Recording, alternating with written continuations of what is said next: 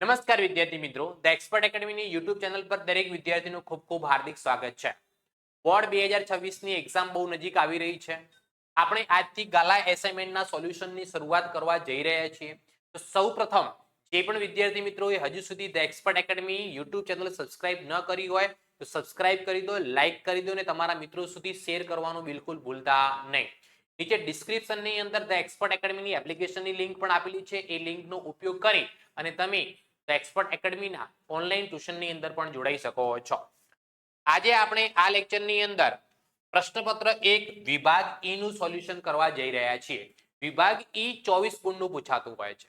તો વિભાગ ઈ ની અંદર કયા દાખલાઓ પૂછાતા હોય છે અને કેવી રીતના દાખલાઓ પૂછાય એ આપણે સંપૂર્ણ પહેલા માહિતી મેળવી લઈએ. તો જુઓ, વિભાગ ઈ પ્રશ્નપત્ર 1 ની અંદર નીચે આપેલા પ્રશ્ન 42 થી 46 માંથી કોઈ પણ 3 પ્રશ્નોના માગ્યા મુજબ ગણતરી કરીને જવાબ આપો. 42, 43, 44, 45 ને 46 5 પ્રશ્નો પૂછાય છે, 5 દાખલાઓ પૂછાય છે. 5 દાખલામાંથી કોઈ પણ 3 દાખલાઓનો આપણે જવાબ લખવાની છે. 3 દાખલાઓની આપણે ગણતરી કરવાની છે.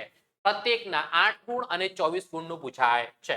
તો સૌપ્રથમ હું વાત કરી દઉં, શરૂઆતના બે જે દાખલા હોય છે એ પ્રવેશ ચેપ્ટરના હોય છે. એક દાખલો નિવૃત્તિનું હોય છે અને 2 દાખલા સ્થિર મૂડીના વ્યવહારોના હોય છે. આ 5 દાખલાઓમાંથી ગમે તે આપણે 3 દાખલાઓ ગણી અને ભાગ ઈ નું સોલ્યુશન મેળવવાનું છે. હું તમને આ લેક્ચરની અંદર 5 દાખલાઓનું સોલ્યુશન કરાવીશ. તમને જે ફાવે એ તમે 3 દાખલાઓ કરી શકો છો. તો હવે આપણે વધારે સમય ન લેતા સૌથી પહેલા પ્રવેશનો દાખલો 42મા નંબરનો રવિ અને કિશન 2:1 ના પ્રમાણમાં નફો નુકસાન વેચતા એક પેઢીના ભાગીદારો છે. તારીખ 31 માર્ચ 2014 ના રોજથી પેઢીનું પાકું સરવૈયું નીચે મુજબ હતું. તેઓએ તારીખ 1/4/2024 થી સુશીલને નવા ભાગીદારે નીચેની શરતોએ પ્રવેશ આપ્યો, દાખલ કર્યો. છેલ્લો અહીંયા છું, ત્રણેય ભાગીદારોનું નવા નફા નુકસાનનું પ્રમાણ કેટલું આપેલું છે? 2:1:2. તો જૂનું પ્રમાણ આપેલું છે, નવું પ્રમાણ આપેલું છે. એ બંનેનો ઉપયોગ કરીને આપણે ત્યાગનું પ્રમાણ શોધી લઈએ. પ્રવેશની અંદર ત્યાગનું પ્રમાણ શોધવું બહુ જરૂરી છે. તો જુઓ, સૌથી પહેલા કોણ કોણ ભાગીદારો છે? રવિનો આર, કિશનનો કે અને સુશીલનો એસ. એમનું જૂનું પ્રમાણ દાખલામાં કયું આપેલું છે? તો કે 2:1, 2:1. નવું પ્રમાણ કયું આપેલું છે? તો કે 2:1:2. જૂનો ભાગ, નવો ભાગ. તો અહીંયા હવે કરીએ ભાગીદારે કરેલ ત્યાગ. ભાગીદારે કરેલ બરાબર સૂત્ર શું બને? તો કે જૂનો ભાગ માઇનસ નવો ભાગ. નો ભાગ માઇનસ નવો ભાગ. સૌથી પહેલા આર નો ત્યાગ લખી દઈએ. સૌથી પહેલા કોનો ત્યાગ? આર નો ત્યાગ. તો બરાબર, આર નો જૂનો ભાગ કેટલો છે? તો કે 2/3 માઇનસ નવો ભાગ કેટલો છે? તો કે 2/5. અહીંયા લસા કેટલો આવે? 5 અને 3 નો 15 લસા આવશે.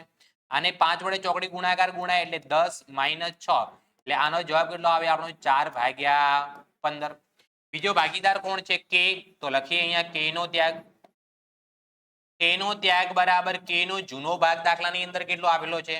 1/3 માઇનસ નવો ભાગ કેટલો આપેલો છે? 1/5. લસા કેટલો આવે? 15. 5 માઇનસ 3 કરું એટલે જવાબ કેટલો આવે? 2/15. 15 છેદ ઉડી જાય એટલે ત્યાગનું પ્રમાણ કયું બને? 4:2. બંનેને 2 વડે ભાગવું એટલે 2:1. આ આપણું કયું પ્રમાણ કહેવાય? ત્યાગનું પ્રમાણ કહેવાય. કયું પ્રમાણ? ત્યાગનું પ્રમાણ. પ્રવેશના દાખલામાં ત્યાગનું પ્રમાણ શોધવું પડે. ચાલો, એના પછી સુશીલ નવો ભાગીદાર 2 લાખ મૂડી તરીકે અને 48,000 પાઘડી પેટે રોકડા લાવશે. ચલો, નવો ભાગીદાર જો સૌથી પહેલા તો ખાતા કયા કયા બનશે? પુનઃ મૂલ્યાંકન ખાતું, ભાગીદારોના મૂડી ખાતા, રોકડ અથવા બેંક ખાતું અને પાકું સરવૈયું. આ 4 ખાતા બનાવવામાં આવશે. તો અહીંયા દાખલાની અંદર સુશીલ નવો ભાગીદાર 2 લાખ રૂપિયા રોકડા મૂડી તરીકે લાવે. રોકડ ખાતાની અંદર ઉધાર બાજુ લખીશું આપણે 2 લાખ રૂપિયા. કોના ખાતે લખીશું? સુશીલના મૂડી ખાતે. સુશીલની જગ્યાએ હું અહીંયા એસ લખું છું. એસ ના મૂડી ખાતે. અહીંયા ઉધાર અને એસ ના મૂડી ખાતે શું કરવાનું? જમા. તો મૂડી ખાતાની અંદર જમા બાજુ લખી દઈએ. અહીંયા રોકડા લાવે છે એટલે સામે કયું ખાતું છે? રોકડ ખાતે. કેટલી રકમ લખવામાં આવશે? 2 લાખ રૂપિયા. 2 લાખ રૂપીસ. ચલો, એના પછી દાખલાની અંદર પાઘડી કેટલી લાવે છે? 48,000. નવો ભાગીદાર પાઘડીની રકમ જે રોકડમાં લાવે એને પાઘડીનું પ્રીમિયમ કહેવામાં આવે. રોકડ ખાતાની અંદર ઉધાર બાજુ લખવામાં આવશે પાઘડીના પ્રીમિયમ ખાતે. કોના ખાતે? પાઘડીના પ્રીમિયમ ખાતે. આ પાઘડી મળે કોને? જૂના ભાગીદારોને. કયા પ્રમાણમાં? ત્યાગના પ્રમાણમાં, એટલે 2:1 ના પ્રમાણમાં. કેટલી છે? 48,000 ને વેચવાના છે 2:1 ના પ્રમાણમાં. મૂડી ખાતાની જમા બાજુ લખવામાં આવશે પાઘડીના પ્રીમિયમ ખાતે. 48,000 ને 2:1 ના પ્રમાણમાં વેચવાના છે. 48,000 ને કયા પ્રમાણમાં વેચવાના છે? 2:1 ના પ્રમાણમાં. 2 ને 1 3 થાય. 48,000 ભાગ્યા 3 કરું તો 16,000. 16,000 ગુણ્યા 2 કરું તો 16 દુ કેટલા આના? 32,000 અને કે ના કેટલા? 16 એકા 16,000. એસ ને કઈ ભાગ મળે નહીં. ચલો એના પછી શું હવાલો આપેલો છે? જમીન મકાનની કિંમત કેટલી વધારવી? 34,000 વધારવાની કીધી છે. જમીન મકાનની કિંમત આપણને દાખલામાં કેટલી વધારવાની કીધી છે? 34,000 રૂપિયા. તો જમીન મકાન આપણને આપેલું કેટલું છે? 1,44,000 રૂપિયા. પાકા સરવૈયામાં લખીએ જમીન મકાન 1,44,000 રૂપિયા પ્લસ એની અંદર વધારો કેટલો કરવાનો છે? 34,000. 1,44 પ્લસ 34 કરો એટલે કેટલો જવાબ આવે? 1,78,000. ફાયદો થયો કે નુકસાન થયો? તો કે ફાયદો કહેવાય. તો પુનઃ મૂલ્યાંકનની અંદર જમા બાજુ લખીશું કેટલા રૂપિયાનો ફાયદો? 34,000 નો. શું લખીશું વિગતના કોલમમાં? જમીન મકાન ખાતે. જમીન મકાન ખાતે લખવામાં આવશે. ક્લિયર? કમ્પ્લીટ ખબર પડે છે વિદ્યાર્થી મિત્રો? ચલો એના પછી નેક્સ્ટ હવાલો જોઈએ આપણે. યંત્રોની કિંમત 64,000 સુધી ઘટાડવી. તો યંત્રો કેટલા આપેલા છે આપણને? 80,000 ના આપેલા છે. પાકા સરવૈયામાં મિલકત લેણા બાજુ લખીએ. જુઓ યંત્રો આપણને કેટલા આપેલા છે? 80,000. 64,000 સુધી ઘટાડવાના એટલે ઘટાડો કેટલો થશે? 16,000 નો. 80,000 માંથી 16,000 બાદ કરો એટલે કેટલા આવે? 64,000 રૂપિયા. ફાયદો થયો કે નુકસાન? તો કે ફાયદો થયો. કેટલા રૂપિયાનો? સોરી નુકસાન થયું. શું થયું? નુકસાન. કેટલા રૂપિયાનું? 16,000 નું નુકસાન થયો છે. પુનઃ મૂલ્યાંકનની ઉધાર બાજુ લખવામાં આવશે યંત્રો ખાતે. કેટલા રૂપિયા લખવામાં આવશે? 16,000 રૂપિયા. 16,000 રૂપીસ. ચલો એના પછી શું આપેલું છે? દેવાદારો પર 10% ગાલખાત અનામત રાખવી. દેવાદારો કેટલા આપેલા છે આપણને? 48,000 રૂપિયા. તો પાકા સરવૈયામાં મિલકત લેણા બાજુ લખીશું આપણે દેવાદારો કેટલા રૂપિયા? 48,000. 48,000 માંથી ગાલખાત અનામત કેટલા ટકા માઇનસ કરવાનું કીધું છે આપણને? 10%. તો આના ગાલખાત અનામત 10% કરો એટલે કેટલા આવે? 4800 રૂપિયા. 48,000 માંથી 4800 માઇનસ કરો એટલે 43,200 રૂપિયા વધે. ફાયદો થયો કે નુકસાન? તો કે નુકસાન. કેટલા રૂપિયાનો? 4800 રૂપિયાનો. પરંતુ દાખલાની અંદર જુઓ ગાલખાત અનામત ઓલરેડી આપણને 4,000 આપેલી હતી. હવે આપણે કેટલી લખી? 4800 રૂપિયા. એટલે ગાલખાત અનામતની કિંમતમાં 800 નો જ વધારો થાય છે. એટલે 800 રૂપિયાનું નુકસાન થાય છે. તો 800 રૂપિયા પુનઃ મૂલ્યાંકન ખાતાની ઉધાર બાજુ લખવામાં આવશે ગાલખાત અનામત ખાતે. ગાલખાત અનામત ખાતે. ચલો એના પછી દાખલામાં શું આપેલું છે? નહીં ચૂકવેલ વીજળી બિલ 2200 ની જોગવાઈ કરવાની. વીજળી બિલ ચૂકવવાનું બાકી છે. ખર્ચ કહેવાય. પુનઃ મૂલ્યાંકનમાં ઉધાર બાજુ 2200 રૂપિયા. નહીં ચૂકવેલ વીજળી બિલ. નહીં ચૂકવેલ વીજળી બિલ. નહીં ચૂકવેલ એટલે આપણું દેવું કહેવાય. દેવું કહેવાય એટલે બીજી એન્ટ્રી મૂડી દેવામાં કરવામાં આવશે. લખી શકાય ચૂકવવાનું બાકી વીજળી બિલ અથવા નહીં ચૂકવેલ વીજળી બિલ. વીજળી બિલ કેટલા રૂપિયા? 2200 રૂપિયા. 2200 રૂપીસ. ચલો એના પછી દાખલામાં શું આપેલું છે? ત્રણેય ભાગીદારનું નવા નફા નુકસાનનું પ્રમાણ. એ તો એના પરથી આપણે ત્યાગનું પ્રમાણ શોધી લીધું. પુનઃ મૂલ્યાંકન ખાતું, ભાગીદારોના મૂડી ખાતા, રોકડ બેંક ખાતું અને પ્રવેશવાદનું પાકું સરવૈયું તૈયાર કરો. તો દરેક હવાલાની આપણે નોંધ થઈ ગઈ છે. તો હવે આપણે શું કરવાનું છે? પાકા સરવૈયામાં જે એન્ટ્રીઓ બાકી રહી ગઈ એ લખવાની. સૌથી પહેલા શું આવેલું છે? પાઘડી આવેલું છે. પાઘડી અહીંયા ક્યાં આપેલી છે? પાકા સરવૈયામાં મિલકત લેણા બાજુ. પાઘડી એ પેઢીની અદ્રશ્ય મિલકત છે. એટલે પાઘડી ભાગીદારો વચ્ચે શું કરવાની? વેચી દેવાની. નવા ભાગીદારની પાઘડી હોય તો ત્યાગના પ્રમાણમાં. પાકા સરવૈયાની જે પાઘડી હોય એ જૂના પ્રમાણમાં વેચવાની રહેશે. એટલે જૂનું પ્રમાણ કેટલું છે? 2:1 ના પ્રમાણમાં વેચવાના. તો એટલે કેટલા આવશે? 24,000 ને 12,000. પહેલા ભાગીદાર પાઘડી મિલકત લેણામાં ઉધાર બાજુ આપેલી છે એટલે ઉધાર બાજુ લખવાના 24,000 રૂપિયા પહેલા ભાગીદારના. બીજા ભાગીદારના કેટલા રૂપિયા? 12,000. ત્રીજા ભાગીદારને કોઈ ભાગ મળે નહીં. કોના ખાતે લખીશું? પાઘડી ખાતે. ચલો પાઘડી લખાઈ ગઈ. જમીન મકાન લખાઈ ગયું. યંત્રો સ્ટોક કેટલો આપેલું છે? 72,000 રૂપિયા. સ્ટોક પછી રોકાણો કેટલા આપેલા છે? 16,000 રૂપિયા. તો સ્ટોક અને રોકાણો બંને લખી દઈએ મિલકત લેણામાં. ચલો સ્ટોક અને રોકાણો. ચલો સ્ટોક કેટલો આપેલો છે આપણને? સ્ટોકની કિંમત દાખલાની અંદર કેટલી આપેલી છે? તો સ્ટોક આપણને આપેલો છે 72,000 રૂપિયાનો, 72,000 અને રોકાણો કેટલાના આપેલા છે? 16,000 રોકાણોની કિંમત એટલે અહીંયા કેટલી લખીશું આપણે? 16,000 રૂપિયા મિલકત લેણામાં. આની અંદર કોઈ વધારો ઘટાડો કહેલો નથી તો આપણે કરીશું નહીં. ચલો એના પછી આપણને શું આપેલું છે? દેવાદારો લખાઈ ગયા. રોકડ અને બેંક નું આપણે ખાતું બનાવ્યું છે. રોકડ અથવા બેંક ખાતું લખી દેવાનું. ઓકે અહીંયા લખીશું બાકી આગળ લાવ્યા. રોકડ ખાતાની ઉધાર બાજુ પાકા સરિયામાં જે 4,000 રૂપિયા આપેલા છે એ શું લખવામાં આવશે? અહીંયા બાકી આગળ લાવ્યા. ચલો એના પછી દાખલામાં શું આપેલું છે? જાહેરાત ઝુંબેશ ખર્ચ અવાસ્તવિક મિલકત છે, ભાગીદારો વચ્ચે વેચાઈ જશે. પાકા સરિયામાં મિલકત લેણા બાજુ આપેલી છે એટલે મૂડી ખાતાની અંદર ઉધાર બાજુ લખાશે. કયા પ્રમાણમાં વેચાશે? જૂના પ્રમાણમાં. 8,000 ને 4,000 કયા પ્રમાણમાં? 2:1 ના પ્રમાણમાં. એટલે પહેલા ભાગીદારના ભાગે કેટલા આવશે?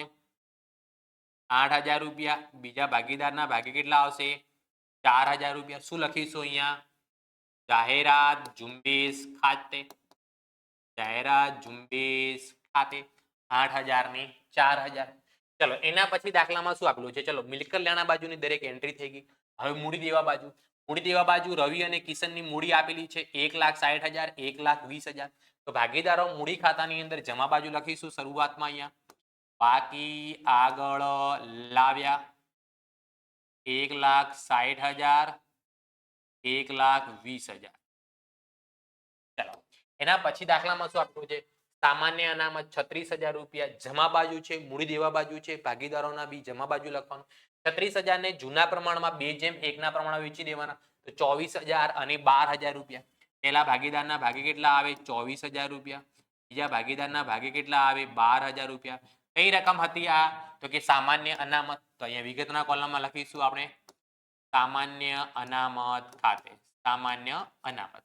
ચલો એના પછી દાખલામાં શું આપેલું છે? કારીગર વળતર અનામત કેટલી આપેલી છે? 9,000. એ પણ ભાગીદારો વચ્ચે જૂના પ્રમાણમાં વેચાઈ જશે. જમા બાજુ લખવામાં આવશે. પહેલા ભાગીદારના ભાગે 6,000 રૂપિયા, બીજા ભાગીદારના ભાગે 3,000 રૂપિયા. કારીગર વળતર અનામત. કારીગર વળતર અનામત. ચલો એના પછી દાખલાની અંદર આપણને શું આપેલું છે? રોકાણ અનામત 3,000 રૂપિયા. એ પણ જૂના ભાગીદારો વચ્ચે જૂના પ્રમાણમાં વેચાઈ જશે. 3,000 છે એટલે 2,000 અને 1,000. પહેલા ભાગીદારના ભાગે 2,000, બીજા ભાગીદારના ભાગે 1,000 રૂપિયા. શું લખવામાં આવશે? રોકાણ અનામત. રોકાણ અનામત. ચલો એના પછી દાખલામાં શું આપેલું છે? લેણદારો 56,000 રૂપિયા, દેવી હુંડી 24,000 રૂપિયા. તો આ ક્યાં લખી દેવાના? મૂડી દેવામાં. જેમ છે એમના એ જ. લેણદારો કેટલા આપેલા છે? 56,000 રૂપિયા. પછી દેવી હુંડી. ચલો તો દેવી હુંડીની રકમ કેટલી છે? તો દેવી હુંડી આપણને આપેલી છે 24,000 રૂપિયા. દરેક હવાલાની નોંધ થઈ ગઈ. પાકા સરિયામાં જે એન્ટ્રીઓ બાકી હતી એ પણ લખાઈ ગઈ. હવે આપણે શું કરવાનું છે? રહેશે ટોટલ કરવાનું રહેશે, સરવાળો કરવાનો રહેશે. સૌથી પહેલા પુનઃ મૂલ્યાંકનના સરવાળો. તો પુનઃ મૂલ્યાંકનમાં જમા બાજુનો સરવાળો થાય છે વધારે 34,000 રૂપિયા, 34,000. આ બાજુ બી 34,000 લખીશું. 34,000 માંથી 3 એન્ટ્રીઓ બાદ કરવાની એટલે 20,000 બાદ કરું એટલે 14,000 રૂપિયા વધે. સોરી અહીંયા 34,000 માંથી પહેલી એન્ટ્રી 16,800 અને 2,200 એટલે 15,000 રૂપિયા વધે. સોરી કેટલા વધે? 15,000 રૂપિયા. આ નફો કહેવાય. શું કહેવાય? નફો. કયો નફો કહેવાય? વેચણી પાત્ર નફો. જૂના ભાગીદારોને જૂના પ્રમાણમાં વેચી દેવાનો. પુનઃ મૂલ્યાંકનનો જે નફો આવે એ જૂના ભાગીદારોને મળે. કોને કોને મળશે? આર અને કે ને. કયા પ્રમાણમાં? જૂના પ્રમાણમાં. જૂનું પ્રમાણ કયું હતું? 2:1 ના પ્રમાણમાં. તો પહેલાના ભાગે કેટલા આવે? 10,000. બીજાના ભાગે કેટલા આવે? 5,000 રૂપિયા. આ બંનેની બીજી એન્ટ્રી ક્યાં કરી દેવાની? મૂડી ખાતામાં જમા બાજુ. નફો છે એટલે અહીંયા લખીશું પુનઃ મૂલ્યાંકન ખાતેથી લાવ્યા. પહેલાના ભાગે કેટલા છે? 10,000 રૂપિયા. બીજાના ભાગે કેટલા છે? 5,000. ત્રીજાને આની અંદર કઈ ભાગ મળે નહીં. હવે આપણે મૂડી ખાતાનો સરવાળો કરીશું. સૌથી પહેલી એન્ટ્રી કેટલી છે? 1,60,000, 24,000, 32,000, 6,000, 2,000 ને 10,000. આનો સરવાળો કેટલો થાય છે? 2,34,000. અહીંયા લખીશું 2,34,000, 2,34,000. આ બાજુ કેટલા લખવામાં આવશે? 2,34,000. 2,34,000 માંથી બે એન્ટ્રીઓ આપણે બાદ કરી દઈએ. પહેલી એન્ટ્રી 24,000 ની, બીજી એન્ટ્રી 8,000 ની. એટલે કેટલી રકમ વધે? 2,02,000 રૂપિયા મૂડી વધે. 2,02,000 શું લખીશું? તો કે બાકી આગળ લઈ ગયા, લઈ ગયા. ચલો હવે કે નો સરવાળો કરીએ. 1,20,000 ની પહેલી એન્ટ્રી, બીજી એન્ટ્રી કેટલી? 12,000, 16,000, 3,000, 1,000 અને 5,000. આનો સરવાળો કેટલો થાય છે? 1,57,000 રૂપિયા. 1,57,000.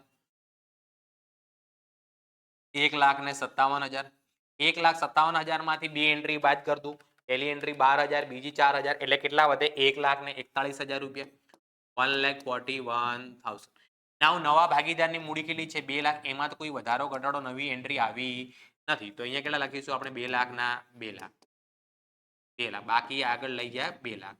આ મૂડી ખાતાની આખાની બાકી ક્યાં લખી દેવાની? પાકા સરિયામાં મૂડી દેવા બાજુ. મૂડી કોની કોની? આર, એ અને એસ ની. ચલો આર ની મૂડી કેટલી આવી હતી? આર ની મૂડી આપણી આવી છે 2,02,000. 2,02,000. એની કેટલી છે? 1,41,000 રૂપિયા.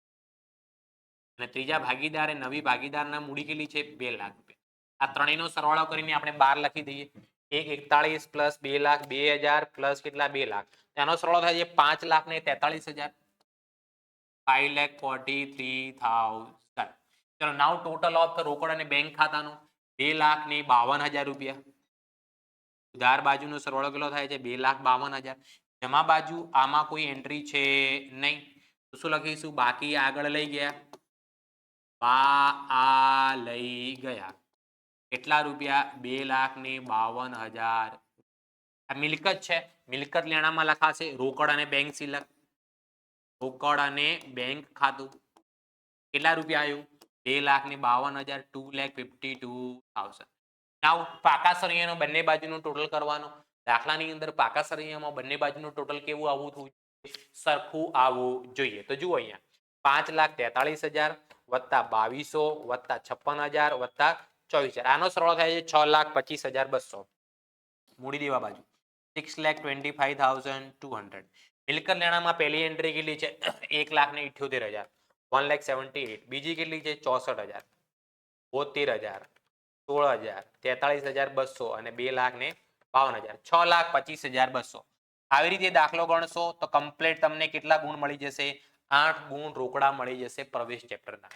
ઓકે. અને પ્રવેશ ચેપ્ટરની અંદરથી બે દાખલાઓ વિભાગ એ ની અંદર પૂછાતા હોય છે. દાખલા નંબર 42 અને દાખલા નંબર 43. ઓકે. આ દાખલામાં કમ્પ્લીટ વિદ્યાર્થી મિત્રો ખબર પડી? યસ અથવા નો કોમેન્ટ કરવાનું બિલકુલ નથી. ચલો આગળ વધીએ. હવે આપણે આગળ વધતા પહેલા ધોરણ 12 કોમર્સ ઓનલાઈન ટ્યુશન નામાના મૂળ તત્વો અને આંકડા શાસ્ત્રનું 100% 100% સિલેબસ મળી જશે. એની સાથે સાથે તમને શું મળશે આની અંદર? મોસ્ટ આઈએમપી બેચનું રિવિઝન. મોસ્ટ આઈએમપી જે બેચ છે એ બેચનું રિવિઝન તમને આની અંદર મળી જશે. બીજું એસાઇનમેન્ટનું સોલ્યુશન.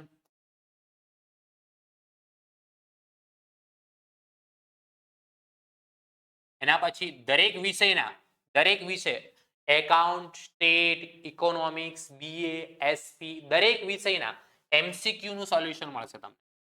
એમસીક્યુ દરેક વિષયની અંદર 20 ગુણના પૂછાતા હોય છે.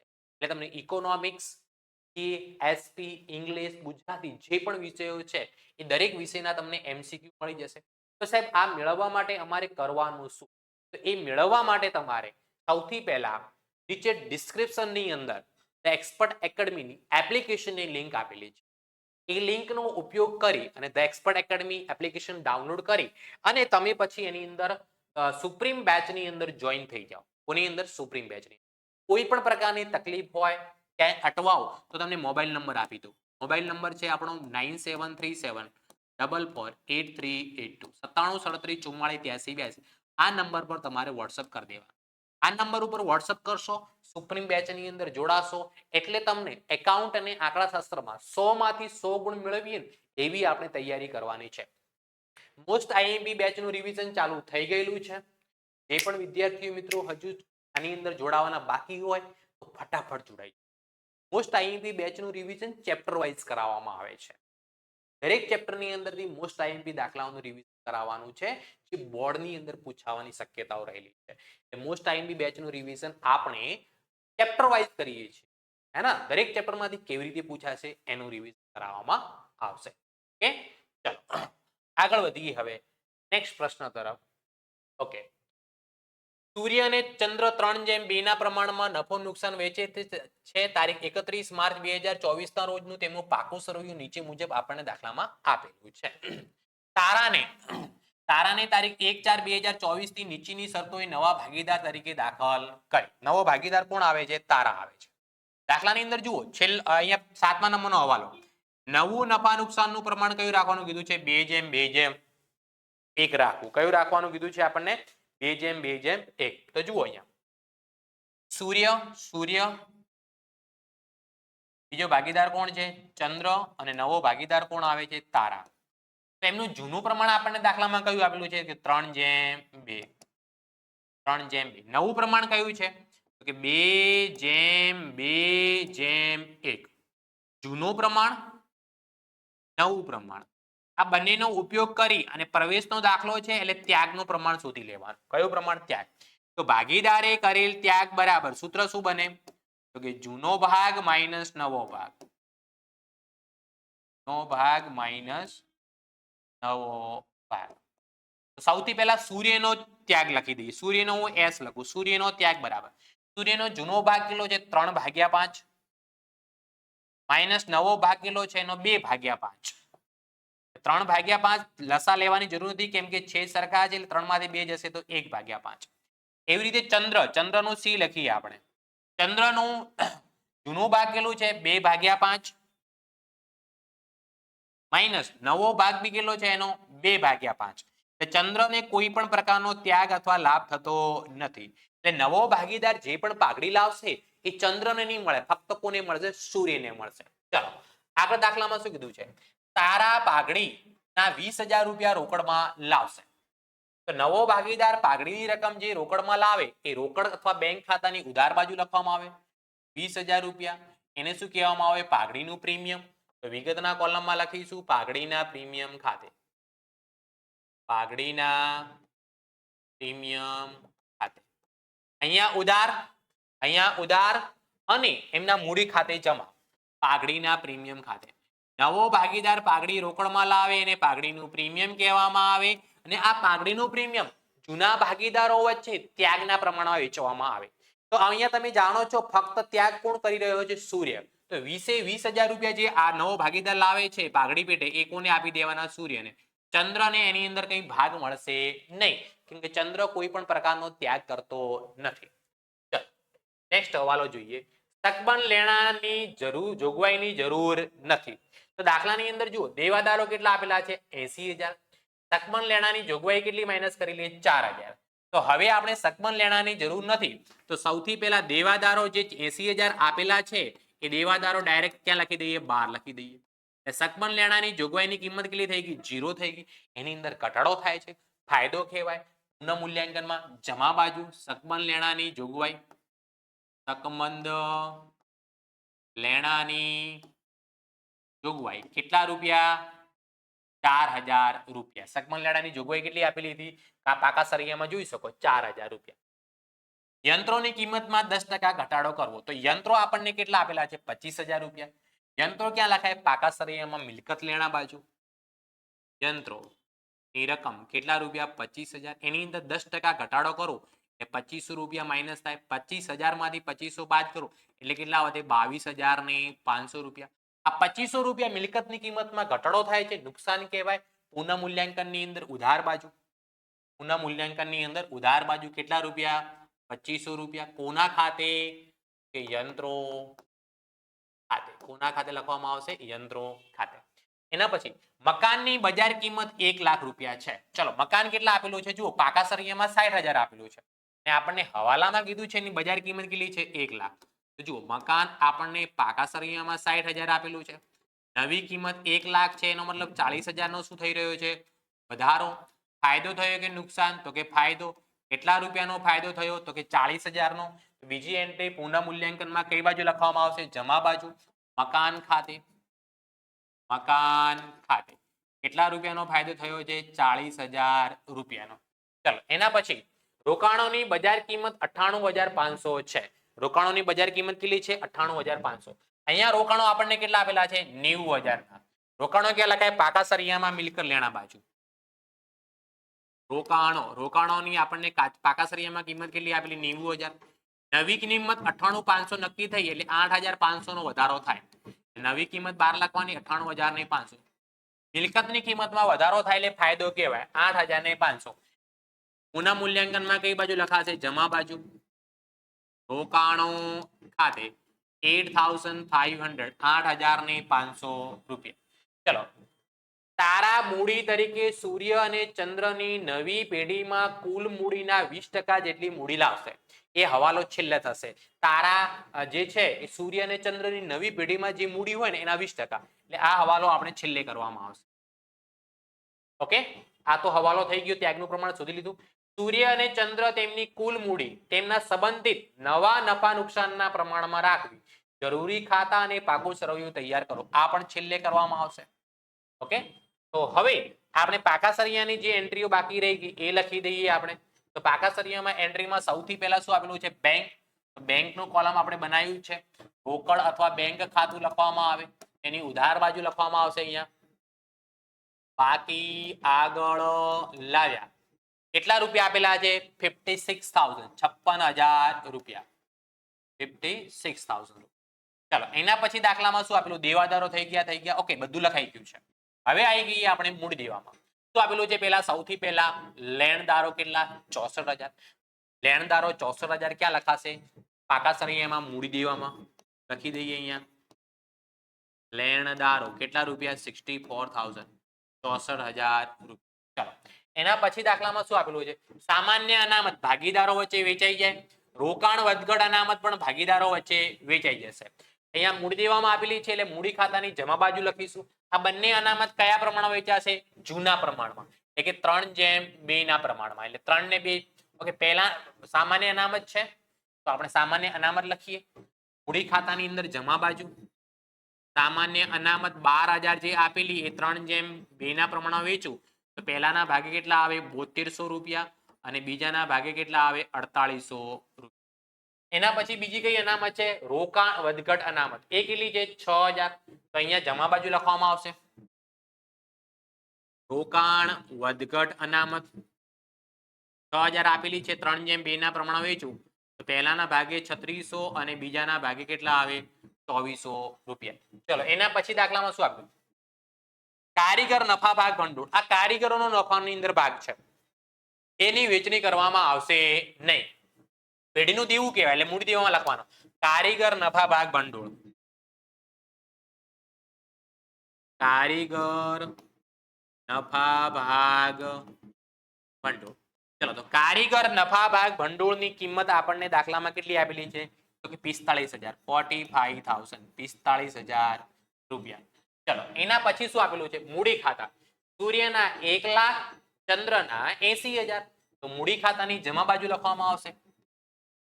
બાકી આગળ લાવ્યા. સૂર્યના કેટલા? 1 લાખ રૂપિયા અને ચંદ્રના 80,000 રૂપિયા. ચલો મૂડી ખાતામાં દરેકની એન્ટ્રી લખાઈ ગઈ. હવે આપણે સૌપ્રથમ પુનઃ મૂલ્યાંકન ખાતાનો સરવાળો કરીશું. અહીંયા પુનઃ મૂલ્યાંકન ખાતામાં જુઓ જમા બાજુ સરવાળો વધારે દેખાય છે. પહેલી એન્ટ્રી કેટલી છે? 4,000 વત્તા 40,000 વત્તા 8,500. આનો ટોટલ થાય છે 52,500. 52,500, 52,500. અહીંયા બી કેટલા લખવાના આપણે? 52,500. અહીંયા લખીશું બાકી આગળ લઈ ગયા. સોરી, બાકી આગળ લઈ ગયા નહીં આવે. આ નફો કહેવાય. નફો કહેવાય એટલે મૂડી ખાતે લખવાનું. ભાગીદારોના મૂડી ખાતે એને વેચણી પાત્ર નફો લખીએ. વેચણી પાત્ર નફો કોને કોને મળશે? આ વેચણી પાત્ર નફો જૂના ભાગીદારોને, સૂર્ય અને ચંદ્રને. કુલ થાય કેટલો 52,500 માંથી 2500 બાદ કરો એટલે કેટલા રૂપિયા 50,000 રૂપિયા વધે. કયા પ્રમાણમાં વેચવાનું? જૂના પ્રમાણમાં, એ 3:2 ના પ્રમાણમાં. એટલે સૂર્યના ભાગે કેટલા રૂપિયા આવે? 30,000 રૂપિયા અને ચંદ્રના ભાગે કેટલા રૂપિયા આવે? 20,000 રૂપિયા. આ નફો આપણે મૂડી ખાતામાં શું કરી દઈએ? જમા.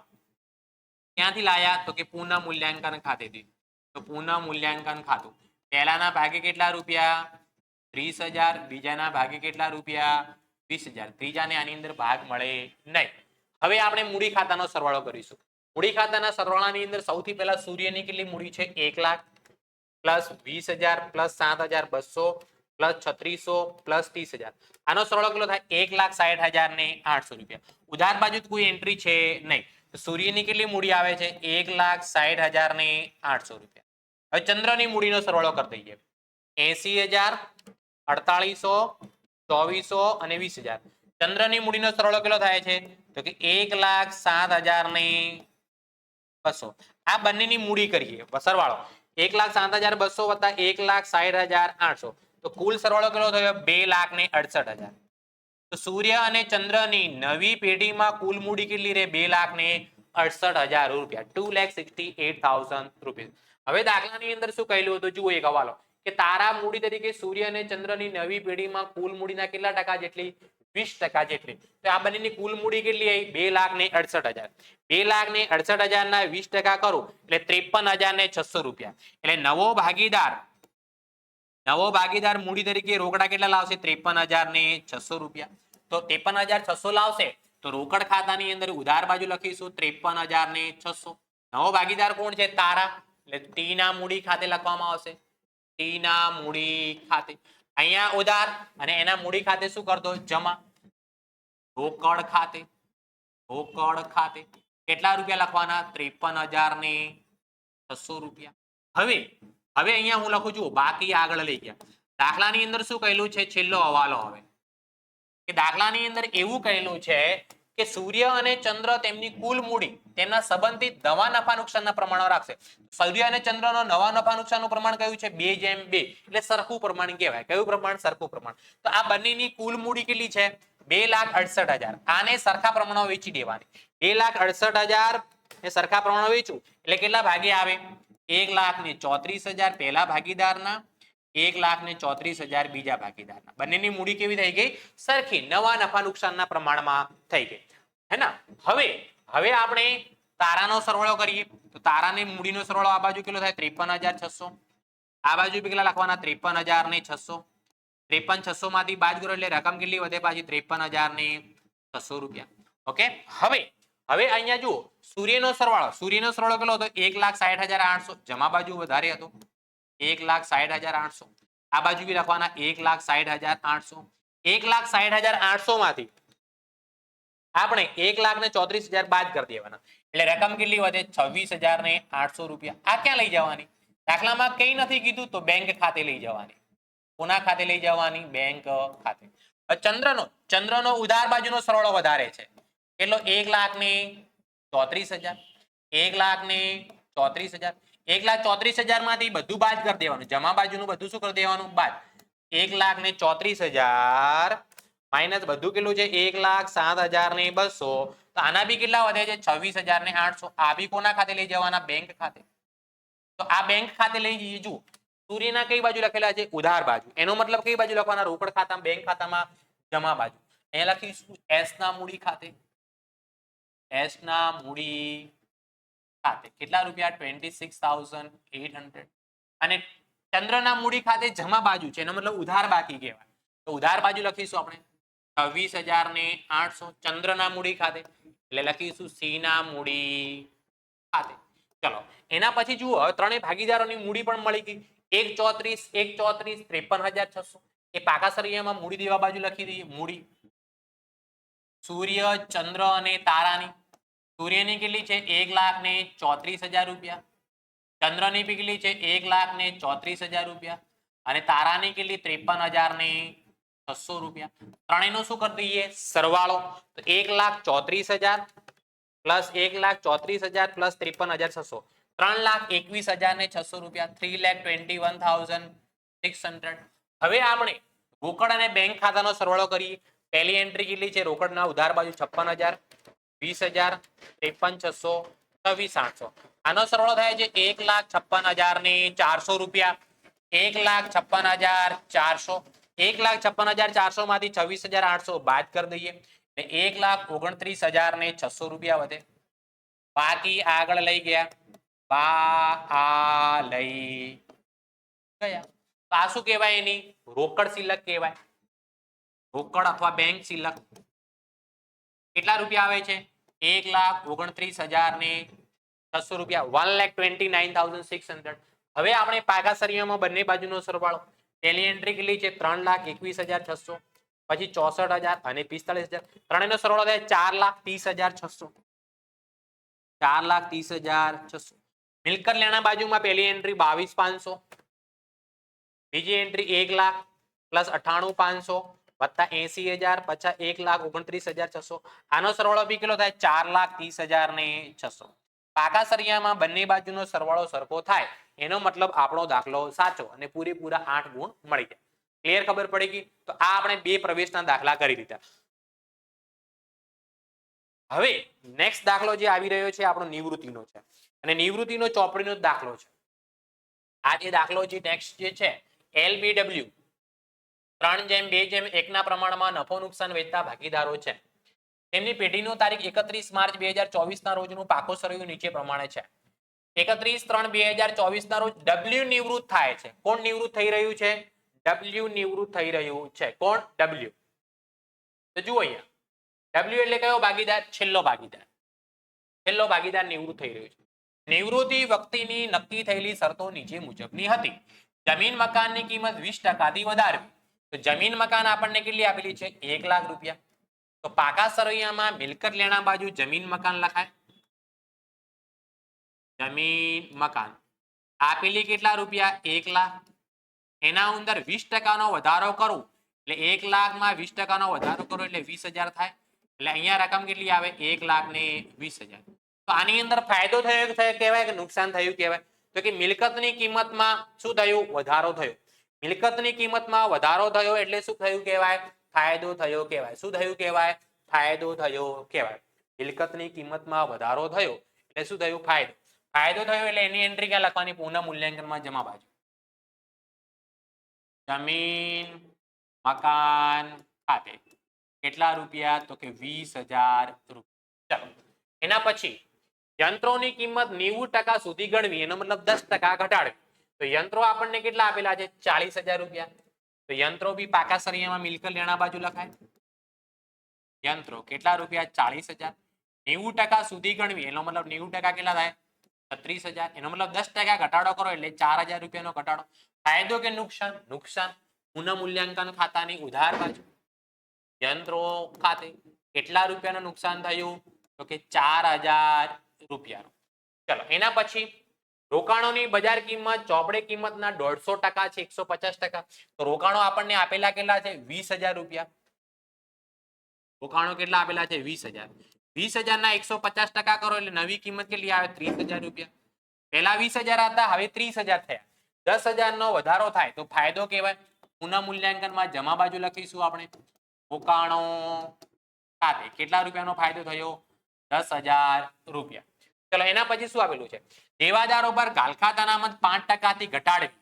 દેવાદારો પર ગાલખાત અનામત 5% રાખવાનું નથી કીધું, 5% ઘટાડવાનું કીધું છે. તો દેવાદારો કેટલા આપેલા છે? 40,000 રૂપિયા. અને ગાલખાત અનામત કેટલી આપેલી છે? 4,000 રૂપિયા. તો જુઓ દેવાદારો 40,000 રૂપિયા. 40,000 ના 5% કેટલા થાય? 2,000. તો 2,000 ગાલખાત અનામતની કિંમતમાં 2,000 નો ઘટાડો કરવાનો. 4,000 આપેલી, 2,000 નો ઘટાડો કરો એટલે કેટલી વધે? 2,000. 40,000 માંથી 2,000 જાય એટલે કેટલી વધે? 48,000 રૂપિયા. પહેલા 4,000 હતી, હવે 2,000 લખી એટલે ગાલખાત અનામતની કિંમતમાં ઘટાડો થયો એટલે ફાયદો કહેવાય. ફાયદો થયો એટલે પુનઃ મૂલ્યાંકનમાં જમા બાજુ ગાલખાત અનામત કેટલા રૂપિયાનો ફાયદો થયો? તો કે 2,000 રૂપિયા. 2,000. એના પછી દાખલામાં શું આપેલું છે? પેઢીની પાઘડીની કિંમત 72,000 નક્કી કરવામાં આવી. કેટલા નક્કી કરવામાં આવી? 72,000. તો અહીંયા કોણ નિવૃત્ત થઈ રહ્યું છે? W. તો W ના ભાગની પાઘડી શોધી લઈએ. W ની પાઘડી બરાબર આખી પેઢીની પાઘડી કેટલી? 72,000 રૂપિયા. નિવૃત્ત જે ભાગીદાર થઈ રહ્યો છે એનો ભાગ કેટલો હતો? W નો 1. 3 ને 2 5, 5 ને 1 6, 1 ભાગ્યા 6 એટલે એને 72,000 રૂપિયા આપવાના. કેટલા આપવાના? સોરી 12,000 રૂપિયા. નિવૃત્ત થતા ભાગીદારને 12,000 રૂપિયા આપવાના. આ 12,000 આપે કોણ? બાકીના ભાગીદારો. કયા પ્રમાણમાં? તો નિવૃત્તિની અંદર હોય તો લાભના પ્રમાણમાં. કયા પ્રમાણમાં? લાભના પ્રમાણમાં. તો અહીંયા દાખલાની અંદર ફક્ત જૂનું પ્રમાણ જ આપેલું છે, નવું પ્રમાણ કે લાભના પ્રમાણ વિશે માહિતી આપેલી નથી. તો જૂનું પ્રમાણ એ જ લાભનું પ્રમાણ બનશે. જુઓ, LBW 3 ભાગીદારો છે, 3:2:1 ના પ્રમાણમાં. તો નવું પ્રમાણ કયું બનશે? 3:2. અને લાભનું પ્રમાણ બી કયું બનશે? 3:2. તો આ 12,000 રૂપિયા આપવાના છે. તો 12,000 કોણ કોણ આપશે? તો કે L અને B. કયા પ્રમાણમાં? તો કે 3:2 ના પ્રમાણમાં. એટલે L ને કેટલા આપવાના? જુઓ અહીંયા 7200 રૂપિયા અને આને કેટલા આપવાના? 4800 રૂપિયા. તો 7200 ને 4800 રૂપિયા L અને B ના ખાતે ઉધાર કરીએ. L ના ખાતે ઉધાર કેટલા? 7200. B ના ખાતે ઉધાર કેટલા? 4800. કોને આપવાના છે? આ W. એટલે લખીશું W ના મૂડી ખાતે. ચાલો, W ના મૂડી ખાતે જમા કરવામાં આવશે 7200 રૂપિયા L ના, W ના કેટલા? 4800 રૂપિયા. આને સામે લખીએ L ના મૂડી ખાતે, L ના મૂડી ખાતે, અને અહીંયા લખીએ P ના મૂડી ખાતે, P ના મૂડી ખાતે. ચલો, પાઘડીની એન્ટ્રી થઈ ગઈ. એક કર્મચારીને 4,000 રૂપિયા પગાર ચૂકવવાનો બાકી છે, હે ના? તો પુનઃ મૂલ્યાંકનમાં ઉધાર બાજુ પહેલી એન્ટ્રી, ચૂકવવાનો બાકી પગાર કેટલા રૂપિયા? 4,000. ચૂકવવાનો બાકી છે એટલે દેવું કહેવાય. બીજી એન્ટ્રી પાકા સરિયામાં મૂડી દેવા બાજુ લખાય. ચૂકવવાનો બાકી પગાર કેટલા રૂપિયા લખવામાં આવશે? 4,000 રૂપિયા, 4,000 રૂપીસ. ચાલો, એના પછી L અને B એટલી રોકડ પેઢીમાં લાવશે કે જેથી W ની લેણી રકમ ચૂકવાઈ જાય અને પેઢીમાં 28,000 કાર્યશીલ મૂડી માટે શિલ્લક રહે. કેટલા રૂપિયા? 28,000 રૂપિયા કાર્યશીલ મૂડી માટે શિલ્લક રહે. એનો મતલબ એ રોકડ ખાતાની આખરની બાકી કહેવાય. રોકડ ખાતાની અંદર બાકી આગળ લઈ ગયા કેટલા રાખવાના? 28,000 રૂપિયા, 28,000 રૂપિયા. ચાલો, આ રોકડ પાછી ક્યાં લખાય? પાકા સરિયામાં મિલકત લેણા બાજુ. રોકડ અથવા બેંક શિલ્લક લખી શકાય. રોકડ અથવા બેંક શિલ્લક કેટલા રૂપિયા? આખરે આવી 28,000 રૂપિયા. ચલો, હવે અને નવી પેઢીમાં નવી મૂડી તેમના નફા નુકસાનના પ્રમાણમાં થાય. જરૂરી ખાતા તૈયાર કરી નવી પેઢીનું પાકું સરવૈયું તૈયાર કરો. તો 7મા નંબરની અહેવાલો હજુ અડધો બાકી છે, અડધી એન્ટ્રી થઈ ગઈ છે. હવે આપણે પાકા સરિયામાં જે લખવાનું બાકી રહી ગયું એ લખી દઈએ. જમીન સ્ટોક, સ્ટોક કેટલો આપેલો છે? 20,000 રૂપિયા. પાકા સરિયામાં મિલકત લેણા બાજુ લખાશે. સ્ટોક કેટલા રૂપિયા? 20,000, 20,000 રૂપિયા. ચલો, સ્ટોક પછી શું આપેલું છે? દેવાદારો લખી કે રોકડ, રોકડ ખાતાની ઉધાર બાજુ લખી દઈશું. બાકી આગળ લાવ્યા, બાકી આગળ લાવ્યા કેટલા રૂપિયા? 4,000 રૂપિયા. ચલો, એના પછી મિલકત લેણા બાજુ બધું લખાઈ ગયું. મૂડી દેવામાં મૂડી પહેલી 60,000, 40,000, 20,000. મૂડી ખાતામાં જમા બાજુ લખી દઈએ અહીંયા. બાકી આગળ લાવ્યા પહેલાના કેટલા છે? 60,000, બીજાના કેટલા? 40,000, W ના કેટલા? 20,000 રૂપિયા. ચલો, એના પછી દાખલામાં આપણને આગળ શું કીધું છે? સામાન્ય અનામત કેટલી છે? 12,000 રૂપિયા. ના પ્રમાણમાં વેચી દેવી 3:2:1 ના પ્રમાણમાં. 3 ભાગીદારોને મળશે. સામાન્ય અનામત 3:2:1 ના પ્રમાણમાં વેચું તો પહેલાને મળે 6,000 રૂપિયા, બીજાને મળે 4,000 રૂપિયા અને ત્રીજાને મળે 2,000 રૂપિયા. ચલો, એના પછી શું આપેલું છે? લેણદારો 88,000. પાકા સરિયામાં મૂડી દેવામાં લખી દઉં. લેણદારો કેટલા રૂપિયા? 88,000, 88,000 રૂપિયા. ચલો, હવે દરેક વ્યવહારની નોંધ થઈ ગઈ છે. હવે આપણે સરવાળો કરીશું. સૌથી પહેલા પુનઃ મૂલ્યાંકન ખાતાનો. પુનઃ મૂલ્યાંકન ખાતાનો જમા બાજુનો સરવાળો કેટલો થાય છે? 32,000 રૂપિયા, 32,000. આ બાજુ બી કેટલા લખીશું? 32,000. 32,000 માંથી 32,000 માંથી 4,000 અને 4,000 બાદ કરું એટલે કેટલા વધે? 24,000 રૂપિયા, 24,000. શું લખવામાં આવશે? વહેંચણી પાત્ર નફો. વહેંચણી પાત્ર નફો કોને કોને મળે? જૂના ભાગીદારોને, એટલે L, B ને W, 3 ને. કયા પ્રમાણમાં? જૂના પ્રમાણમાં 3:2:1 એકના પ્રમાણ. તો પહેલાના ભાગે કેટલા આવે? 12,000 રૂપિયા. બીજાના ભાગે કેટલા આવે? 8,000. અને ત્રીજાના ભાગે કેટલા આવે? 4,000 રૂપિયા. અહીંયા ઉધાર છે, મૂડી ખાતામાં જમા લખવામાં આવે. પુનઃ મૂલ્યાંકન ખાતાનો નફો. પહેલાના ભાગે કેટલા છે? 12,000. બીજાના ભાગે કેટલા? 8,000. ત્રીજાના ભાગે કેટલા? 4,000. નાઉ સૌથી પહેલા સરવાળો નિવૃત્તિની અંદર નિવૃત્ત થતા ભાગીદારનો કરવાનો. તો કોણ નિવૃત્ત થઈ રહ્યું છે? ડબલ્યુ. તો ડબલ્યુ ની જો પહેલી એન્ટ્રી કેટલી છે? 20,000, 2,000, 7,200, 4,800 અને 4,000. 38,000 રૂપિયા. 38,000. 38,000. દાખલાની અંદર કહેલું છે કે નિવૃત્ત થતા ભાગીદારને પૈસા કેવી રીતે આપવાના? જુઓ, એલ અને બી એટલી રોકડ પેઢીમાં લાવશે કે ડબલ્યુ ની લેણી રકમ ચૂકવાઈ જાય. લેણી રકમ ચૂકવાઈ જાય એનો મતલબ 38,000 કયા રોકડ ચૂકવી દેવાના છે. એ કોના ખાતે લખવાના? રોકડ ખાતે લખવાના. કોના ખાતે? રોકડ ખાતે. અહીંયા જમા, સોરી અહીંયા ઉધાર, રોકડ ખાતામાં જમા. કેટલા રૂપિયા? 38,000 રૂપિયા. કોના ખાતે લખીશું? ડબલ્યુ ના મૂડી ખાતે. હવે અહીંયા દાખલાની અંદર ડબલ્યુ ના આપણે જુઓ, છેલ્લે આપણને હવાલામાં શું કહેલું હતું? ડબલ્યુ ની લેણી રકમ ચૂકવાઈ જાય અને પેઢીમાં 28,000 કાર્યશીલ મૂડી માટે સિલક રહે. નવી પેઢીમાં નવી મૂડી તેમના નફા નુકસાનના પ્રમાણમાં થાય. તો એલ અને બી નવી પેઢીમાં એમની નવી મૂડી કયા પ્રમાણમાં રાખશે? 3:2 ના પ્રમાણમાં રાખશે. કાર્યશીલ મૂડી આપેલી છે, એનો મતલબ જુઓ અહીંયા રોકડ ખાતાની આખરની બાકી મળી ગઈ, એ આપણે પાકા સરિયામાં મિલકત લેણા બાજુ લખી દીધી. પાકા સરિયામાં મિલકત લેણા બાજુ કોઈ એન્ટ્રી બાકી છે નહીં. તો હવે આપણે મિલકત લેણા બાજુનો સરવાળો કરીએ. 1,20,000, 36,000, 30,000, 20,000, 38,000 ને 28,000. આનો સરવાળો થાય છે 2,72,000 રૂપિયા. 2,72,000. 2,72,000. આ બાજુ બી કેટલા લખો? હું 2,72,000. 2,72,000 માંથી પહેલી એન્ટ્રી કેટલી? 4,000 ની. બીજી એન્ટ્રી કેટલી? 88,000 ની. 1,80,000 રૂપિયા વધે. આ શું કહેવાય? મૂડી વધી કહેવાય. આ મૂડી કોની હશે?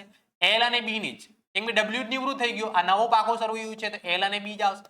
અને દાખલામાં કેટલું છે? એલ અને બી એમની મૂડી નવા નફા નુકસાનના પ્રમાણમાં એટલે 3:2 ના પ્રમાણમાં રાખશે. તો 1,80,000 ને હું 3:2 ના પ્રમાણમાં વેચી દઉં. 3 ને 2 કેટલા થાય? 5 ગુણ્યા 3. તો પહેલા બધા ભાગી 1,08,000 આવે.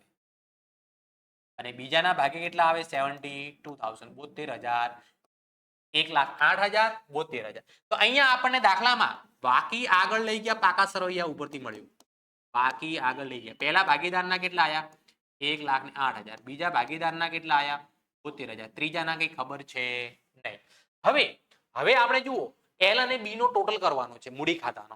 તો સૌથી પહેલા એલ નો ઉધાર બાજુનો સરવાળો વધારે છે. જુઓ 7200 વત્તા 1,08,000 કેટલો સરવાળો થાય? 1,15,200. તો આ બાજુ કેટલા લખું હું? 1,15,200. 1,15,200 માંથી પહેલી એન્ટ્રી કેટલી બાદ કરવાની? 60,000 માઇનસ 6,000 માઇનસ 12,000. કેટલા વધે? 37,200 રૂપિયા રોકડમાં લાવવાના રહેશે. કોના ખાતે લખી દેવાના? તફાવતની રકમ રોકડ ખાતે. કેમ કે બાકી આગળ લાવ્યા તો આવી ગયા છે. હવે એવી રીતે બી નો સરવાળો બી ઉધાર બાજુ વધારે થાય છે. 4,800 વત્તા 72,000 એટલે કેટલા થાય? 76,800. આ બાજુ કેટલા લખવાના? 76,800. 76,800 માંથી પહેલી એન્ટ્રી કેટલી? 40,000. બીજી કેટલી? 4,000. એના પછી 8,000. કેટલા વધે? 24,800 રૂપિયા. કેટલા વધે? 24,800. 24,800. ઓકે, આ કોના ખાતે લખવાના? રોકડ ખાતે. અહીંયા જમા છે રોકડ ખાતામાં ઉધાર બાજુ. એલ ના કેટલા? 37,200. તો અહીંયા લખીએ 37,200. એલ ના મૂડી ખાતે. એલ ના મૂડી ખાતે. અને પછી બી ના મૂડી ખાતે બી લખવામાં આવશે. ત્યાં બી આપણને જમા બાજુ આપેલા છે. ત્યાં જમા તો અહીંયા ઉધાર. બી ના કેટલા છે? 24,800 રૂપિયા. 24,800. હવે રોકડ ખાતાનો બંને બાજુનો સરવાળો સરખો થવો જોઈએ. કેમ કે બાકી આગળ લઈ ગયા તો આપણને આપેલું હતું. તો હવે રોકડ ખાતામાં પહેલી એન્ટ્રી ઉધાર બાજુની કેટલી? 4,000, 37,200, 24,800. આનો સરવાળો કેટલો થાય? 66,000 રૂપિયા. 38,000 ને 28,000 બી કેટલા થશે? 66,000. 66,000 રૂપિયા. ચલો, દરેક વિદ્યાર્થીને કમ્પ્લીટ ખબર પડી? યસ અથવા નો કમેન્ટ કરવાનું ભૂલતા નહીં. ઓકે, તો આપણે 3 દાખલા, 2 પ્રવેશના અને 1 નિવૃત્તિનો દાખલો થઈ ગયો છે. હવે વિભાગ ઈ ની અંદર બે દાખલા જે હશે બાકીના એ શેર મૂડીના હશે, એ પણ અત્યારે આપણે સોલ્યુશન કરીશું. એટલે વિડીયો તમે એન્ડ સુધી જોજો એટલે તમને કમ્પ્લીટ વિભાગ ઈ ના 5 દાખલાઓનું કમ્પ્લીટ ખબર પડી જશે. ઓકે, ચાલો આગળ વધીએ. આગળ વધતા પહેલા ધોરણ 12 કોમર્સ ઓનલાઈન ટ્યુશન નામાંના મૂળ તત્વો અને આંકડાશાસ્ત્રની અંદર 100% સિલેબસ તમને આની અંદર મળી જશે. હે ને? તો સાહેબ આના માટે શું કરવાનું? તો પ્લે સ્ટોર માંથી જઈ અને the expert academy application download કરવાની, અથવા તો નીચે ડિસ્ક્રિપ્શન ની અંદર ધ એક્સપર્ટ એકેડમીની એપ્લિકેશનની લિંક આપેલી છે, અથવા તો તમને વોટ્સઅપ નંબર આપી દઉં. જો લિંક ન મળે તો આપણો વોટ્સઅપ નંબર 973744 8382. આ નંબર પર તમે સંપર્ક કરીને પણ એપ્લિકેશનની લિંક મેળવી શકો છો. નીચે ડિસ્ક્રિપ્શનમાં વોટ્સએપ ગ્રુપની લિંક પણ આપેલી છે, ટેલિગ્રામ ગ્રુપની લિંક પણ આપેલી છે. સાહેબ આ એપ્લિકેશન ડાઉનલોડ કરવાથી અમને શું ફાયદો થશે? જુઓ, તો સૌથી પહેલા તો 100% બંને વિષયનું સિલેબસ મળી જશે. પછી બીજું શું મળશે? મોસ્ટ આઈએમપી બેચનું રિવિઝન મળશે. મોસ્ટ આઈએમપી બેચનું રિવિઝન એને કહી શકાય ક્રેશ કોર્સ, જે છેલ્લા મહિનાની અંદર આપણે તૈયારી કેવી રીતે કરવી એનું તમને સંપૂર્ણ સોલ્યુશન મળી જશે. બીજું, દરેક વિષયના એમસીક્યુ નું સોલ્યુશન. દરેક વિષય હોય એમસીક્યુ નું સોલ્યુશન. દરેક વિષયમાં એકાઉન્ટ, સ્ટેટ, ઇકો, બીએ બધા વિષયો આવી ગયા, હે ને? એના પછી તમને શું મળશે? એસાઇનમેન્ટ નું સોલ્યુશન.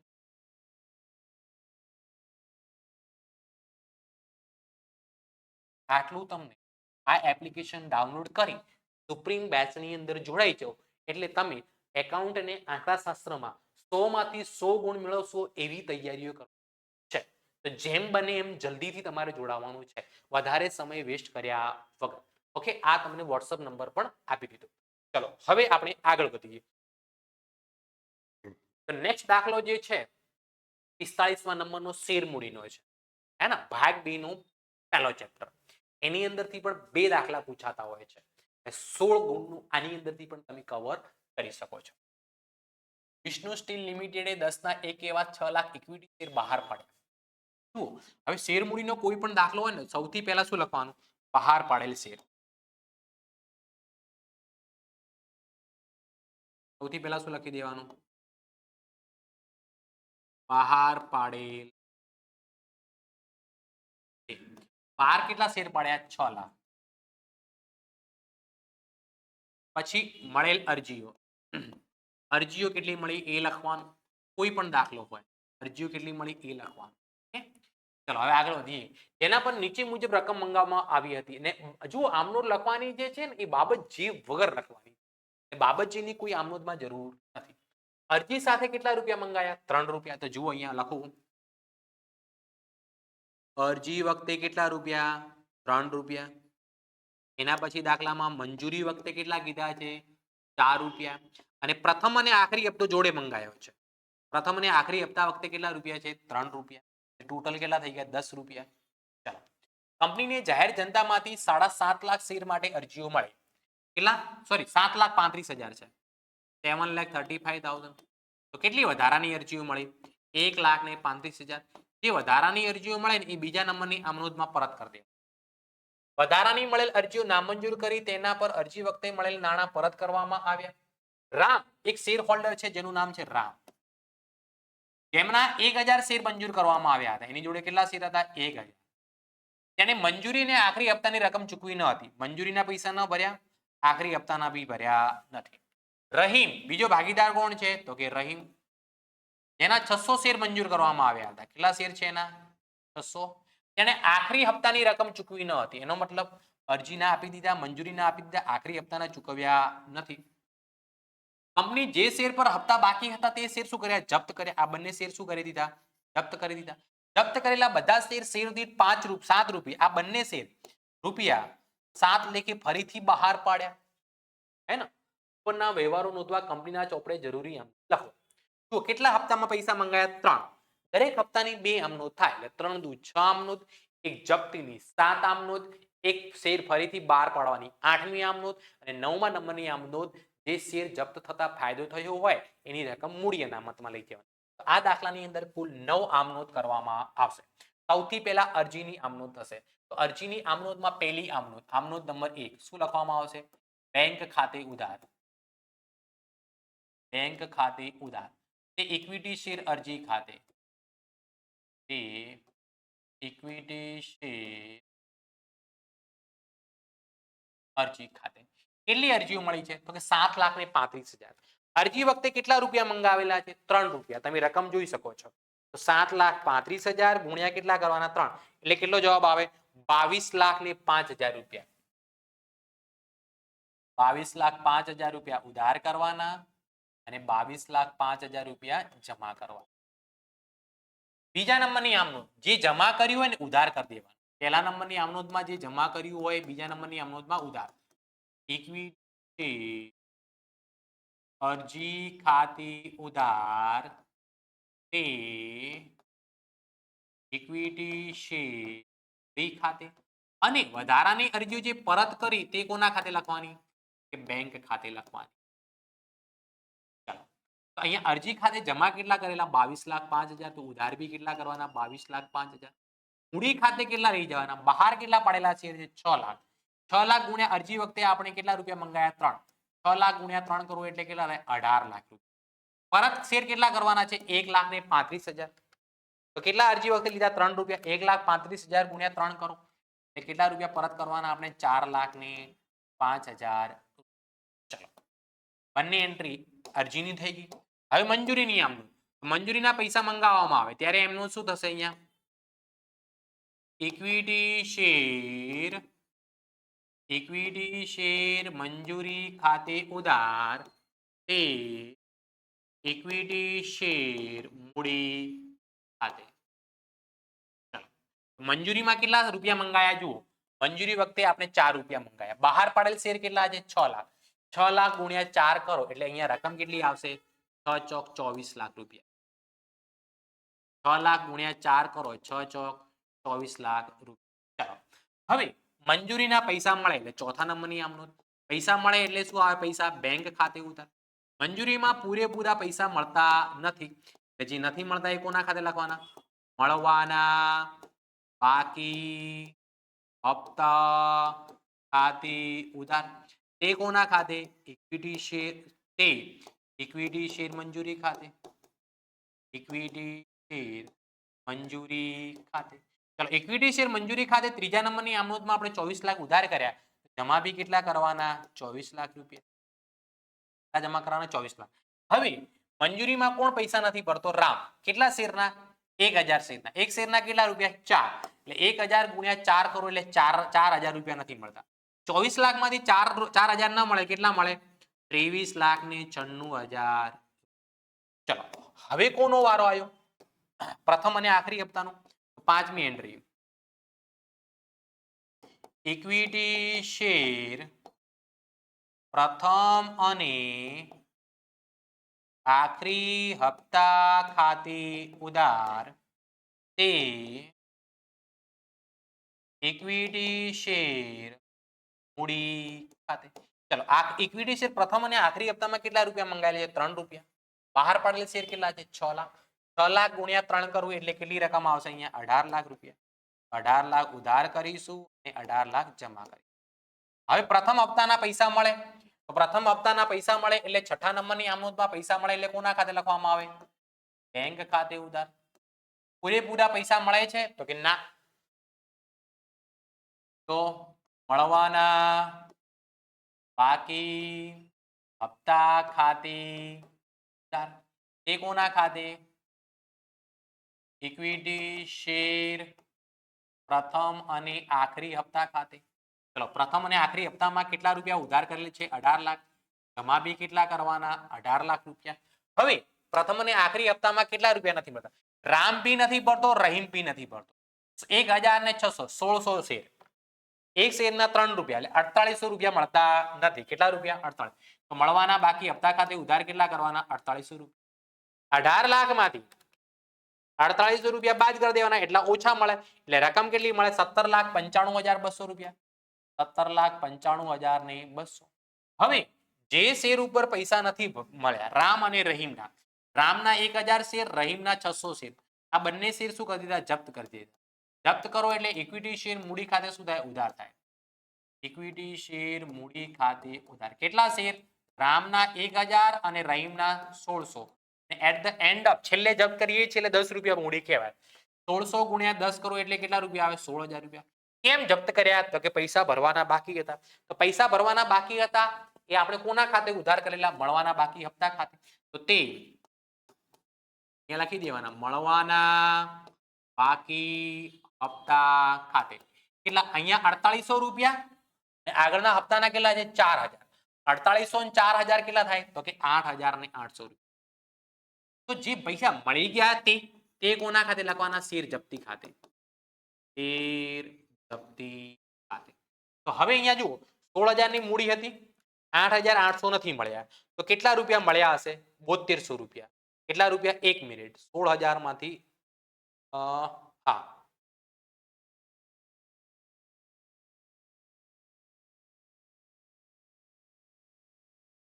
ઓકે, કેટલા રૂપિયા મળ્યા હશે? 72. હવે આ કંપનીએ શેર શું કર્યા? ફરીથી બહાર પાડ્યા.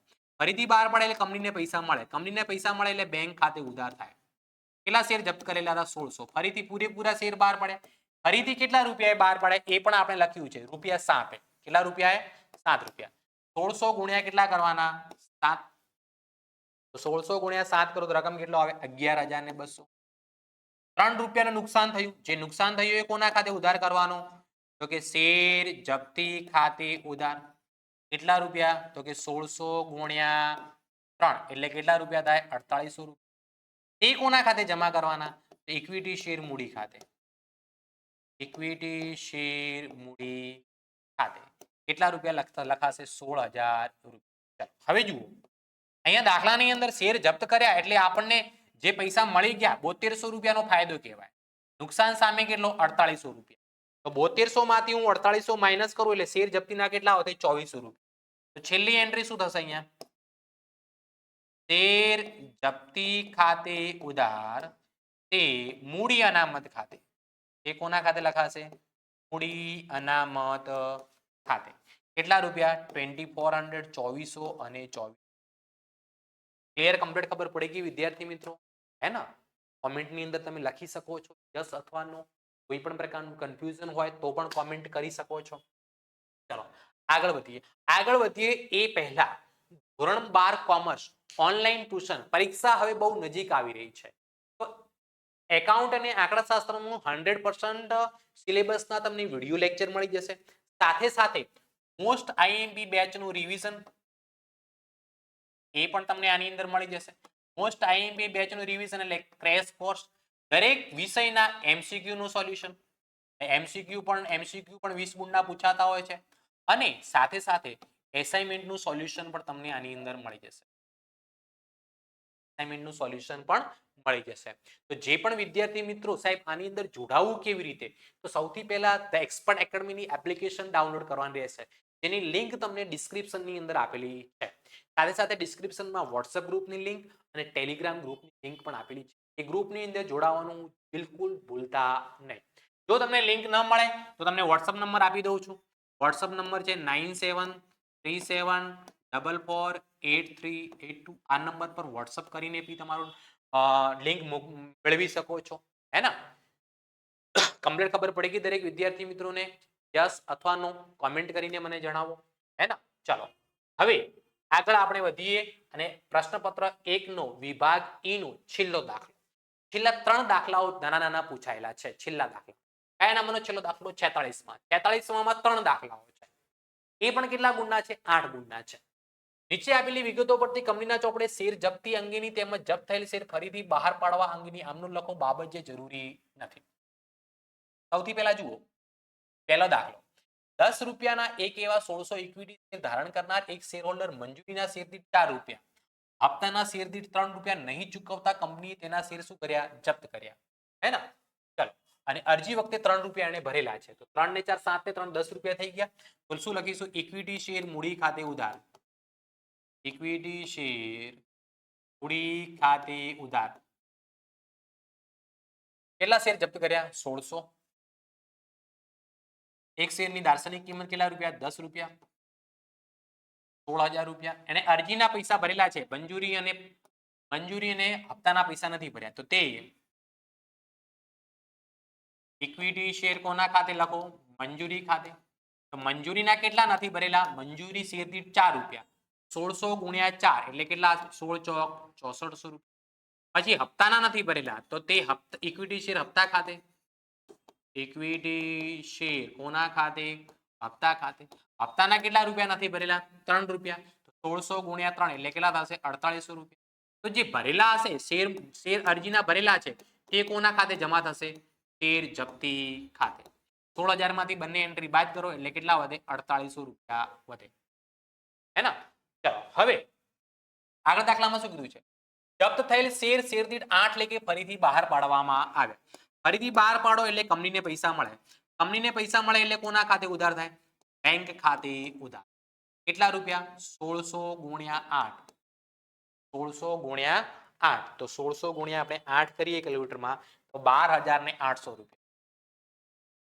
ઓકે, 2 રૂપિયાનું નુકસાન થયું. 10 રૂપિયાનો શેર હતો. તો શેર જપ્તી ખાતે બી ઉધાર કરવાના. શેર જપ્તી ખાતે ઉધાર. કેટલા રૂપિયા? તો કે 1600 ગુણ્યા 2 એટલે કેટલા થાય? 3200. તે ઇક્વિટી શેર મૂડી ખાતે લખવાના. તે ઇક્વિટી શેર મૂડી ખાતે કેટલા લખાશે? 16000 રૂપિયા. ચલો એના પછી છેલ્લી આમ નોંધ. અહીંયા આપણને શેર જપ્તીમાં ફાયદો કેટલો થયો? 4800 રૂપિયા. નુકસાન કેટલો થયો? 3200 રૂપિયા. 4800 માંથી 3200 બાદ કર દો. કેટલા વધે? 1600 રૂપિયા. તો ત્રીજા નંબરની આમ નોંધમાં શેર જપ્તી ખાતે ઉધાર તે મૂડી અનામત ખાતે. તે મૂડી અનામત ખાતે કેટલા રૂપિયા? 1600 અને ક્લિયર? ઓકે ચલો નેક્સ્ટ દાખલો બીજા નંબરનો જોઈ લઈએ. એસકે કંપની લિમિટેડે અમૂલના દર એવા 10 ના 300 શેર જપ્ત કર્યા. અમૂલે અરજી તથા મંજૂરી પેટે 5 ભર્યા હતા. જ્યારે પ્રથમ હપ્તા અને બીજા હપ્તાના અનુક્રમે 3 અને 2 રૂપિયા ભર્યા ન હતા. ઓકે તો પહેલી એન્ટ્રી જપ્ત કરી એટલે શું લખાય? ઇક્વિટી શેર મૂડી ખાતે ઉધાર. ઇક્વિટી શેર મૂડી ખાતે કેટલા શેર છે? તો કે 300 શેર. એક શેરના કેટલા રૂપિયા? 10. 300 ગુણ્યા 10 કરીશ એટલે કેટલા આવશે? 3000 રૂપિયા. એને ક્યારે ક્યારે પૈસા નથી ભર્યા? પ્રથમ હપ્તા અને બીજા હપ્તાના. તો તે ઇક્વિટી શેર પ્રથમ હપ્તા ખાતે. પ્રથમ હપ્તાના કેટલા રૂપિયા છે? તો કે 3 રૂપિયા. તો 300 ગુણ્યા 3 કરું એટલે કેટલા આવે? 900 રૂપિયા. પછી આખરી હપ્તાના બીજા હપ્તાના તે ઇક્વિટી શેર બીજા હપ્તા ખાતે. બીજા હપ્તાના કેટલા? 2. 300 ગુણ્યા 2 કરું એટલે કેટલા? 600 રૂપિયા. તો જે આને ભરી દીધા છે તે કોના ખાતે લખવાના? શેર જપ્તી ખાતે. શેર જપ્તી ખાતે કેટલા રૂપિયા લખવામાં આવશે? 1500. ક્લિયર? ચાલો હવે કંપની આ શેર પોતાની પાસેની રાખે. તેમાંથી 200 શેર દીઠ 6 ના ભાવથી શીતલને ફરી વેચ્યા. કેટલા શેર વેચ્યા? 200 શેર. 200 શેર વેચે એટલે કંપનીને પૈસા મળે. કંપનીને પૈસા મળે એટલે બેંક ખાતે ઉધાર કરે કંપની. કેટલા રૂપિયા? 200 ગુણ્યા 6. 200 ગુણ્યા 6 કરો એટલે કેટલા રૂપિયા આવે? 1200 રૂપિયા.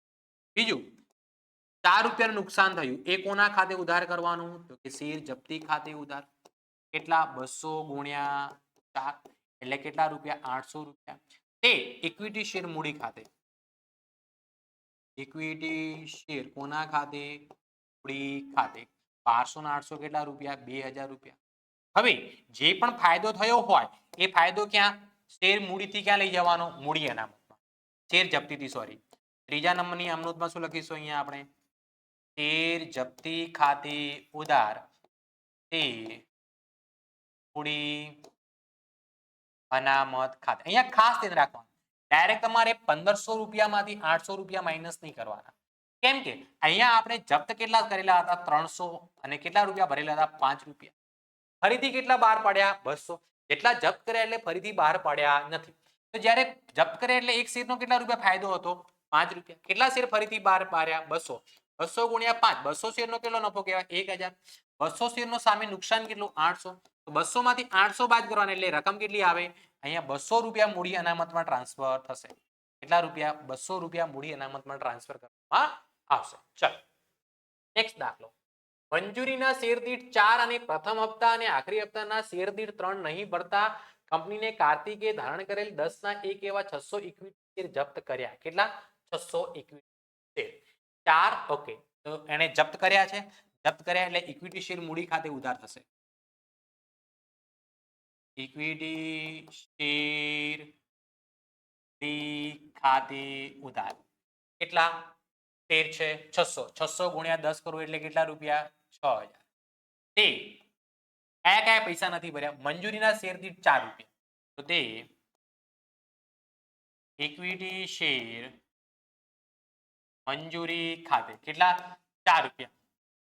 600 ગુણ્યા 4 કરીશ તો કેટલા રૂપિયા આવશે? 2400 રૂપિયા આવશે. કેટલા રૂપિયા? 2400. ચલો, તે ઇક્વિટી શેર પ્રથમ અને આખરી હપ્તા ખાતે.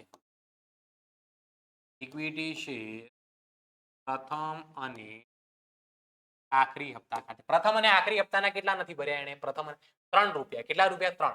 તો 600 ગુણ્યા 3 એટલે 1800 રૂપિયા. તો જે ભર્યા હશે તે કોના ખાતે લખવાના? શેર જપ્તી ખાતે. તે શેર જપ્તી ખાતે 6000 માંથી આ બંનેની એન્ટ્રી બાદ કરી દેવાની. તો 6000 માંથી કુલ મંગાવેલ કેટલા? 6000 માઇનસ 2400 માઇનસ 1800. તો કેટલા રૂપિયા ભરેલા હશે? 1800 રૂપિયા ભરેલા હશે. તે કોના ખાતે જમા થશે? શેર જપ્તી ખાતે જમા થશે. ચલો, એના પછી તે બધા શેર આપી શકાય તેટલો વધુમાં વધુ વટાવ આપી ફરી બહાર પાડે. બીજા બેંક ખાતે ઉધાર પૈસા મળે ફરીથી બહાર પાડે એટલે કેટલામાં બહાર પાડે આપણને ખબર નથી. નુકસાન વટાવ આપ્યો હશે એટલે કોના ખાતે ઉધાર થશે? શેર જપ્તી ખાતે ઉધાર. વધુમાં વધુ વટાવ આપી શકાય તો શેર જપ્તીમાં આપણને ફાયદો કેટલો થયો? 1800. તો આપણે કેટલો વટાવ આપી દેવાનો? પૂરેપૂરો 1800 વટાવ આપી દેવાનો. 1800 થી વધુ આપી શકાય નહીં. તે ઇક્વિટી શેર મૂડી ખાતે. ઇક્વિટી શેર મૂડી ખાતે કેટલા શેર છે? 600. એક શેરની મૂડી કેટલી? 10 રૂપિયા. 600 ગુણ્યા 10 કરો કેટલા આવે? 6000. 6000 માંથી 1800 બાદ કરો એટલે કેટલા રૂપિયા બેંક ખાતે આવશે? 4200 રૂપિયા આવશે. કેટલા રૂપિયા? 4200 રૂપિયા. તો કમ્પ્લીટ ખબર પડી ગઈ વિદ્યાર્થી મિત્રો. નેક્સ્ટ લેક્ચર ની અંદર મળીશું આપણે પ્રશ્નપત્ર 2 ના વિભાગ ઈ સાથે. તો આ પ્રશ્નપત્ર 1 નું વિભાગ ઈ નું સોલ્યુશન કરો અને તમને મોબાઈલ નંબર બી આપેલો છે. ન હોય તો હું તમને આપી દઉં છું 9737. Mobile number 9737448382. આ નંબર પર વોટ્સઅપ કરીને તમે ડાઉટનું સોલ્યુશન મેળવી શકો છો.